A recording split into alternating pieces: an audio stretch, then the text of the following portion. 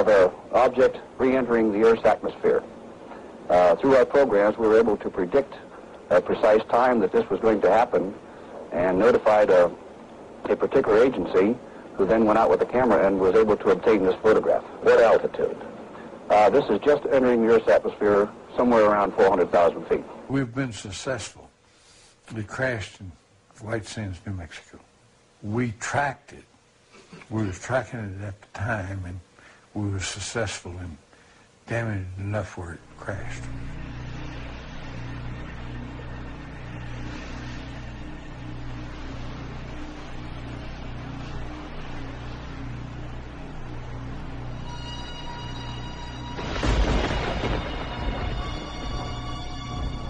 I can verify, corroborated by the people that I have worked with and do work with now.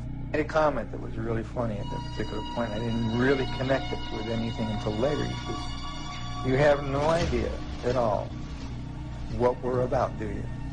And I told him, "No, sir, I don't." He says, "Well, someday the technology will be out there that has been totally back-engineered." Went right over my head at that particular point. When we gave the information out, we gave it out and insisted they take the patents. But also we put a little bit of a requirement on that. Requirement, feed it back to us for the competitive edge of the Army. Take the patents, make all the money you want, but give it to the American people and give it to the world. The Japanese, they interviewed me, and I told them when we put the integrated circuit out, we also gave it to you. Also had fiber optics laying there. They didn't know what these things were. They figured they were wires of some sort, but didn't know how they operate. The interesting thing that shows you that we have not achieved the point of where these fiber optics are is my dad would also hold them in his hand, and when he closed his hand around them, the ends would be glowing. So this means they contain their own energy.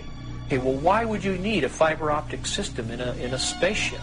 Well, okay, if suddenly everything in the vehicle suddenly becomes mass canceled, and even the electrons become mass canceled, it means that all of the telemetry that's going through your system is going to go out of haywire. It's going to be like suddenly the system goes through a phase change and everything's superconducting.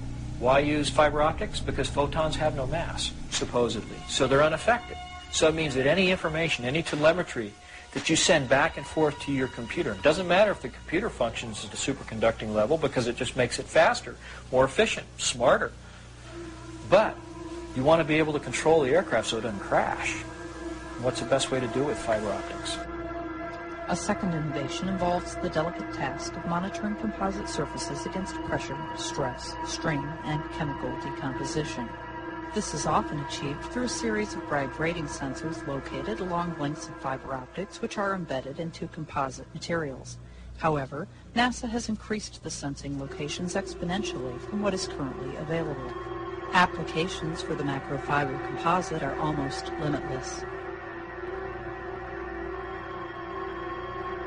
They had a big black curtain that divided the hangar into two different areas, and that behind these curtains was an